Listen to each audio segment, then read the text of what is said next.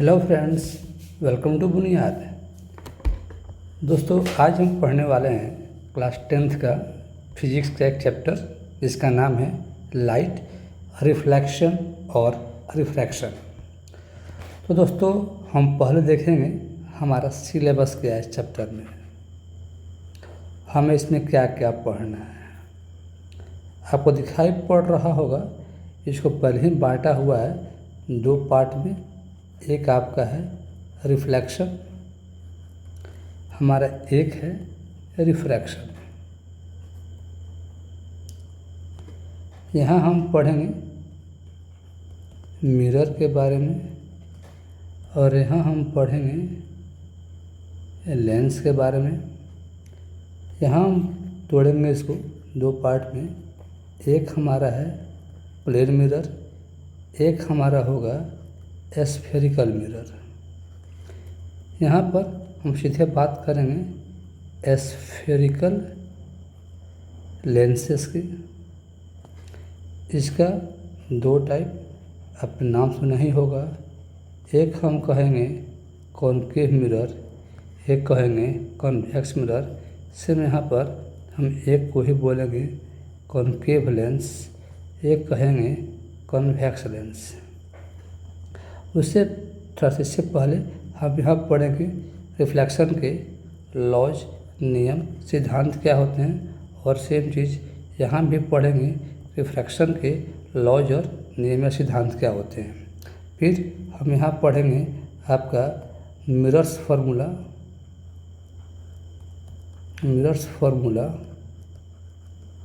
वैसे ही हम यहाँ पढ़ेंगे सेम लेंस फार्मूला।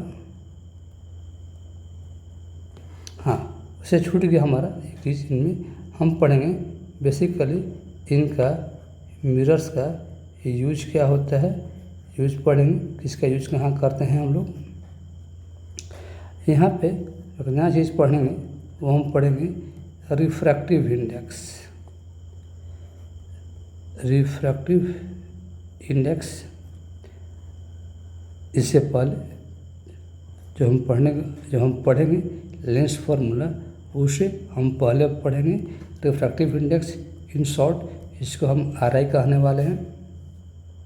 इसके बाद यहाँ पढ़ेंगे एक चीज़ हमारा आएगा मैग्नीफिकेशन।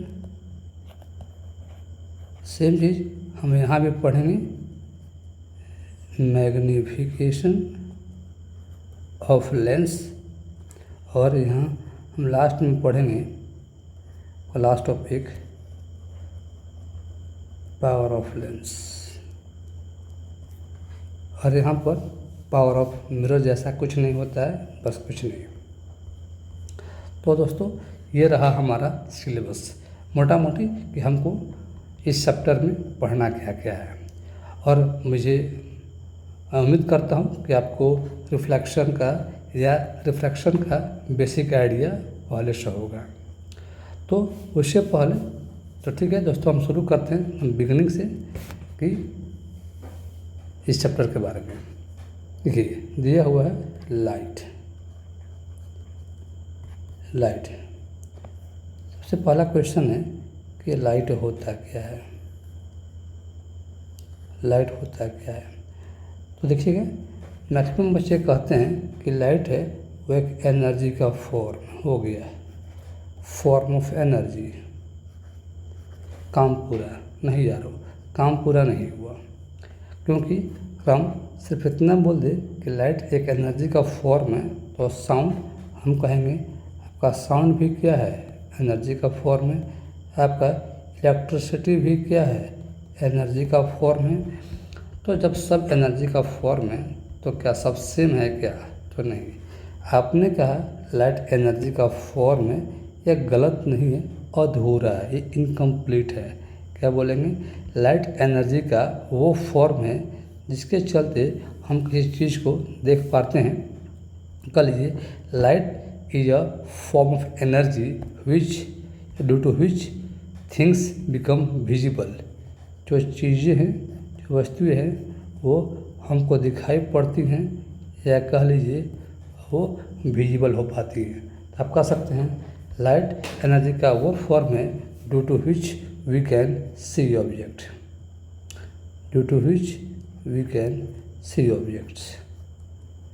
आपको दोनों बोलना पड़ेगा कि हाँ लाइट एनर्जी का फॉर्म भी है और जिसके चलते हम वस्तुओं को देख पाते हैं। फिर से आपने पढ़ा होगा कि अगर हम लाइट के स्पीड की बात करें, हम लाइट के स्पीड की बात करें तो जानते हैं हम बात करते हैं लाइट सबसे ज़्यादा कह सकते हैं लाइट का मैक्सिमम स्पीड वो होता है वैक्यूम में। याद रखिएगा वैक्यूम, लाइट सबसे फास्ट चलता है वैक्यूम में, उसके बाद एयर में, उसके बाद लिक्विड में और सबसे कम सॉलिड में। लेकिन आपने पढ़ा होगा अगर हम साउंड की बात कर लें, अगर हम साउंड की बात कर लें तो आप जानते हैं आपका जो साउंड है वो ठीक उल्टा है। साउंड सबसे फास्ट चलता है सॉलिड में, सबसे फास्ट, उसके बाद लिक्विड में, उसके बाद गैसेस में पढ़ा होगा वैक्यूम में साउंड नहीं चलता है। तो आप देख सकते हैं कि लाइट का तो जो देखा आपने कि लाइट का स्पीड है और जो साउंड का स्पीड है वो ठीक उल्टा फ्लो करता है। और अगर हम बात करते हैं लाइट का स्पीड वैक्यूम में आमतौर पे तो मानते हैं 3 × 10⁸ मीटर पर सेकंड। वही हम एयर की बात करें ये मानते हैं 2.99 × 10⁸ मीटर पर सेकंड। लेकिन सुविधा के लिए कह लीजिए मैथ्स या कह लीजिए जब हम क्वेश्चन सॉल्व करेंगे तो वहाँ सुविधा के लिए हम लाइट के स्पीड को जनरली हमेशा हमको यही मान के चलेंगे हम 3 × 10⁸ मीटर पर सेकंड। एयर हो या वैक्यूम हो अपने सुविधा के लिए हम दोनों जगह सेम मान लेते हैं। लेकिन अगर पूछ दे कि लाइट का स्पीड मैक्सिमम सबसे फास्ट कहाँ होता है तो क्या बोलिएगा एयर में।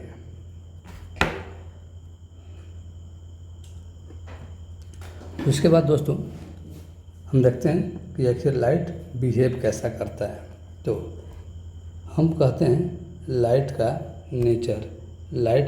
नेचर कैसा होता है। हम बात करेंगे लाइट का नेचर ऑफ लाइट, स्वभाव, प्रकृति। यहाँ कहते हैं लाइट की हम बात करते हैं तो हम कहते हैं लाइट हैज़ डुअल नेचर, दो स्वभाव।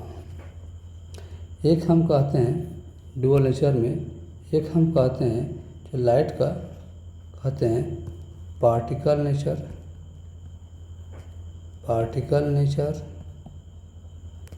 एक हम कहते हैं लाइट का वेव नेचर। अब तक आप पढ़ते आए होंगे कि लाइट हमेशा स्ट्रेट पाथ में चलता है, स्ट्रेट लाइन में चलता है। तो आपका जो पार्टिकल नेचर है वो कहता है कि हाँ लाइट जब भी चलेगा उसका पाथ क्या होगा, स्ट्रेट लाइन होगा, हमेशा सीधा, जो अब तक हम लोग पढ़ते भी आए हैं। बट वेव नेचर कहता है कि ना लाइट जो है वो वेव की तरह, मतलब कह लीजिए कि कर्व मोशन में लाइट चल सकता है। इट इज़ नॉट कह लीजिए मतलब नेसेसरी कि लाइट हमेशा स्ट्रेट पाथ ही फॉलो करे, नहीं लाइट वेव की तरह भी चल सकता है। तो हम वही बात करते हैं कि लाइट हैज़ डुअल नेचर, एक पार्टिकल नेचर, हमारा एक वेव नेचर। फर्स्ट नेचर क्या कहता है कि हाँ लाइट का पाथ हमेशा स्ट्रेट पाथ होगा, स्ट्रेट लाइन होगा। आपका सेकंड नेचर क्या कहता है कि हाँ लाइट वेव की तरह कर्व भी मुड़कर भी चल सकता है। तो देखिए अब जो पार्टिकल नेचर हमारा है दोस्तों, जो हमारा पार्टिकल नेचर है हमको यहाँ पढ़ना है, हमको दो फेनोमेनन, एक का नाम है रिफ्लेक्शन, एक का नाम है रिफ्रैक्शन। लेकिन आपको जो वेव नेचर है यहाँ पढ़ा जाता है तीन चीज़।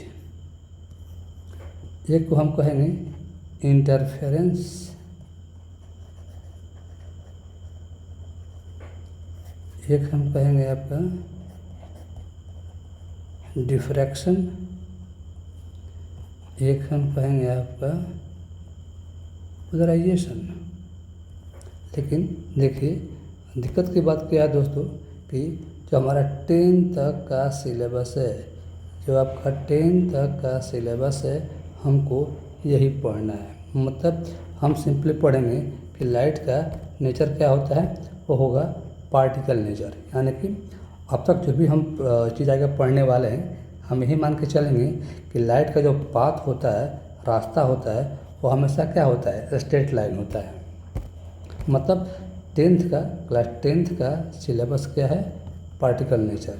लेकिन 12 में, ठीक है, नॉट इन 11th, 12 में आपको दोनों पढ़ने हैं। वहाँ आप पार्टिकल भी पढ़िएगा और वेव भी पढ़िएगा। मतलब अभी जो यहाँ पढ़ने वाले हैं वो सब वहाँ रिपीट होगा, और जो 3 टॉपिक आपके हैं वहाँ पर आपको नए नए सब पढ़ने को मिलेंगे। खैर, ये हमारा हो गया बेसिक। एक और बात देखिए, कहा था आपका जो पार्टिकल नेचर है ना, कहा था इसको हम लोग न्यूटोनियन फिजिक्स का पार्ट कहते हैं कॉर्पस्कुलर थ्योरी। यानी जो थ्योरी ये कहता है कि जो लाइट होते हैं वो स्मॉल पार्टिकल से बने होते हैं। सिंपली हम ये कहते हैं कि हर मैटर एटम से मिलकर बना हुआ है। तो वैसे ही आप लाइट के पार्टिकल्स को फोटॉन्स कह सकते हैं। ये थ्योरी, जो लोग इस थ्योरी को मानते, बेसिकली कहा जाए कि इस थ्योरी को कल से डेवलप करने में न्यूटन साहब का अच्छा खासा रोल था। इसीलिए इसको हम न्यूटोनियन कॉर्पस्कुलर थ्योरी भी कहते हैं, जहाँ पर कॉर्पस का मतलब होता है स्मॉल पार्टिकल, और लाइट के एटम को या पार्टिकल को हम फोटोन भी कहते हैं।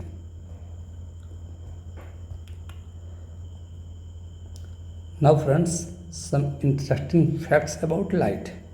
पहला बात, क्या can we see light? Can we see light? क्या हम लाइट को देख सकते हैं? आंसर होगा नो, वी कांट। देखिए, लाइट के चलते हम वस्तुओं को देखते हैं, हम ऑब्जेक्ट को देखते हैं, दीवार, पेन, पंखा, जो भी हो, हम देखते हैं ऑब्जेक्ट को लाइट के चलते। बट हम लाइट को खुद नहीं देख सकते हैं। या कह लीजिए किसी भी कह लीजिए एनर्जी फॉर्म को वो आपका देखते हैं। हम साउंड के चलते आवाज़ सुनते हैं, हम साउंड को देख नहीं सकते हैं। हमको हीट फील होता है, बट हीट कैसा देख नहीं सकते हैं। तो कोई एनर्जी हो, आपका हीट हो, आपका साउंड हो, आपका लाइट हो, आपका इलेक्ट्रिसिटी हो, सबको हम फील कर सकते हैं। जैसे आपने तार छुआ, आपको शॉक लग गया है, लेकिन अब इलेक्ट्रिसिटी दिखती कैसी है? We can't see. कोई लिखा है कि हम लाइट के चलते वस्तु को देखते हैं, लाइट को नहीं देखते हैं। सेकेंड चीज़, आपने सुना होगा साइंटिस्ट ट्राई कर रहे हैं टाइम मशीन बनाने के लिए, ठीक है। अब तक ये बन नहीं पाया है, लेकिन हाँ, साइंस कहता है कि हाँ, टाइम मशीन बनाना संभव है। क्योंकि कहता है ऐसे बहुत से स्टार्स हैं जिनका लाइट कई साल पहले चला, वो हमको आज हम तक वो लाइट पहुंच पा रहा है। कुछ ऐसा भी केस है कि स्टार्स ख़त्म हो चुके हैं, मर चुके हैं, अब उनका लाइट अब पहुंच रहा है। तो यानी कि मान लो सपोज लाइट चला था स्टार से 10 ईयर्स एगो, और हम तक वो आज पहुंच रहा है, समझो। लेकिन हम पास्ट को आज देख रहे हैं। काम हो गया था, लाइट चल दिया था, हमको लाइट आज दिखाई पड़ रहा है। मतलब हम पास्ट को देख रहे हैं प्रेजेंट में। ये दिखा रहा है हम पास्ट को देख रहे हैं प्रेजेंट में। And it is a kind of time travel. तो देन यस, साइंस कहता है कि हाँ, टाइम ट्रेवल संभव है। तो पहले अब तक हम कामयाब नहीं हुए, अलग बात है, लेकिन हाँ, संभव है। तीसरा क्या था हमारे पास? आपने पढ़ा होगा, अगर हम बात करते हैं यूनिट्स का, तो यूनिट का जो पढ़ा होगा हम लोग, ऐसे आपका डे हो, मंथ हो, ईयर हो, ये सब हमारे यूनिट हैं टाइम नापने का। आप जानते हैं हम टाइम नापते हैं यूनिट से। तो क्वेश्चन है,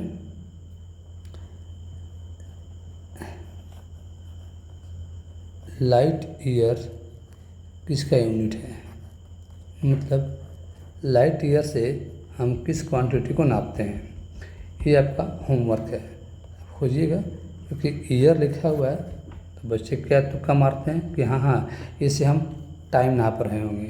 क्यों? क्योंकि ईयर से हम टाइम नापते हैं, ईयर से हम टाइम नापते हैं, तो लाइट ईयर लग गया तो टाइम नाप रहे होंगे। नहीं, ठीक है। लाइट ईयर एक यूनिट है, बट ये यूनिट टाइम का नहीं है, किसी और का है। तो ये आपका होमवर्क है कि लाइट ईयर से हम क्या नापते हैं। नेक्स्ट वीडियो में आपको इसका जवाब मिल जाएगा। तो दोस्तों, यहाँ अब तक हमने बस बेसिक्स देखा कि लाइट क्या है। सिंपली कह लीजिए, हमने एक बस एक इंट्रो देखा कि लाइट क्या है या क्या क्या आपको इस लेसन में पढ़ना है। तो हम लोग का नेक्स्ट वीडियो आएगा, वहाँ हम पढ़ेंगे, वहाँ हम शुरू करेंगे रिफ्लेक्शन ऑफ लाइट के बारे में, और वहाँ पे हम बेसिकली पढ़ेंगे अबाउट प्लेन मिरर। मतलब मेरा शुरुआत होगा रिफ्लेक्शन से और हम कहाँ ख़त्म करेंगे? प्लेन पे। तो फ्रेंड्स, और वीडियो आपको अच्छा लगा तो प्लीज़ वीडियो को लाइक करें और अपने फ्रेंड्स से मैक्सिमम लोगों तक शेयर करें।